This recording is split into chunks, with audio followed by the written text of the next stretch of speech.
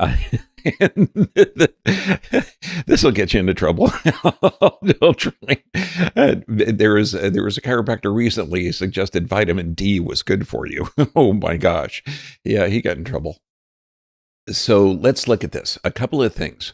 When you look at this, it has to do with vitamin D deficiency season. This is why they call the cold and flu season, only because it's winter time and we're staying inside more.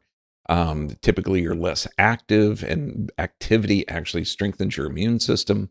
So there's a lot of different reasons why colds and flus increase in the wintertime. So now let's look at remedies. If you look at mucus, spicy foods will thin the mucus. Water will thin the mucus. So good hydration is the key. When you have good water and good hydration, so look at your urine color has important. Now, supplements can change your urine color, but if it's light yellow or clear, beautiful. That means you're fully hydrated. If you're overhydrated, this can deplete your body of minerals. So make sure you're getting a really good plant-based mineral, and sea plants are the best. We use Body Balance on the West Coast. Also, Dr. Tony has a great mineral supplement that is phenomenal. Okay, but so now knowing that you got to have the supplements, vitamin D3, K2 is really good. If you have a light source like a Juve light or red light therapy, that's going to be essential in the low light. But let's look at super soup, and this is one of my favorites. Garlic, onions, and turmeric. Now slice the turmeric lengthways so it can get soft. Cook that up with some water, sea salt, and black pepper. And then you've got the antimicrobials, you've got some spice in there that will help thin the mucus. And it's amazing. Cook it down to where the onions are soft. And you can even blend it after it's been cooked for a while. And I'm only talking like a half hour, 45 minutes to cook it down so it's soft and you can chew up that, because that heat will release. When you got a root vegetable like turmeric and garlic, which have fantastic antimicrobial properties, when you cook it, it releases more of the phytonutrients, the bioflavonoids. I mean, it's fantastically good for you. Then if you blend it, it further breaks it down so you get the supplements inside of you.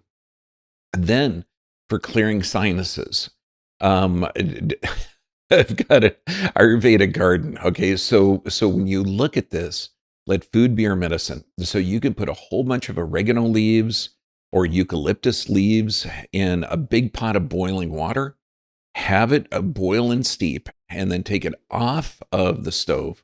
And now be really careful because it's hot. You don't want to spill this on you. But what I would do with my kids and what I do now with my family, my kids are old and they're living on their own.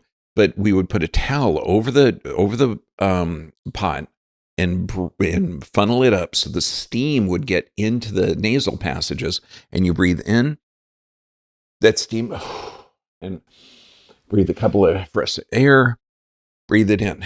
So heat, viruses, funguses, and bacteria die at a higher temperature. This is why your first response to any kind of external pathogen is to develop a fever, and that's fantastic.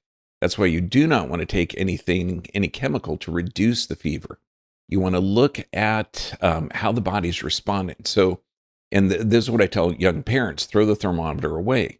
Because if you have somebody with, say, 101, 102 fever, and they're shivering, they're trying to build their fever. As long as they're hydrated, fantastic. Their body is going to regulate. If they've been sweating a lot, they can lose their electrolytes. So give them coconut water. If you don't have coconut water, put a little bit of healthy sugar and healthy sea salt in water, mix it up, and then that'll get some fast electrolytes in the system. But oregano leaves, eucalyptus leaves are fantastic to get that steam up in there to clear those sinuses. Then get adjusted. And when you're looking at the central nervous system, if you're in a fight or flight state or physically, chemically, and emotionally stressed, that weakens your immune system response. So the super soup, spicy foods, hydration, D3 and K2, the steaming of herbs such as oregano leaves or eucalyptus leaves, fantastic. This will strengthen the immune system, and then watch the body. When you're shivering, heat your body up. And this is why saunas are so beneficial, because you're going to detox. But make sure if you're going to use saunas that you are fully hydrated. And then no, every time you get a cold or fever, your body recognizes that pathogens and you become stronger. So the cure for the common cold is actually all of the symptoms that you would experience. You get the mucous membranes, the histamines release, it swells up, that walls off the pathogen, so your body can recognize that and build a defense against it. And then it goes through inflammation like that bronchitis. So if you have coughing or sneezing, put moist heat on the chest, moist heat on the back.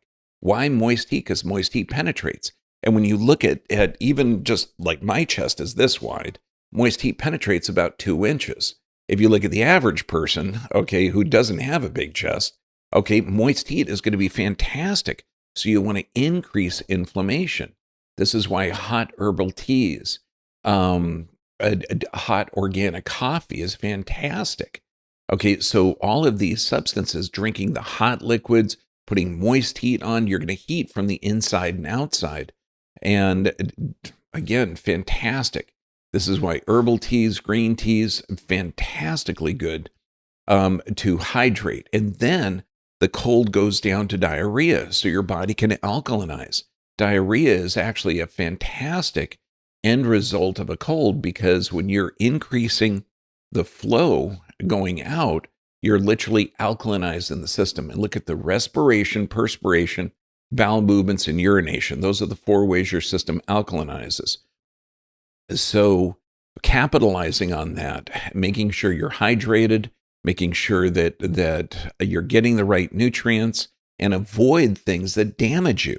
Like look at sugars, processed foods. Those are harder to metabolize and break down to give the usable nutrients. And you're not only going to survive, you're going to thrive.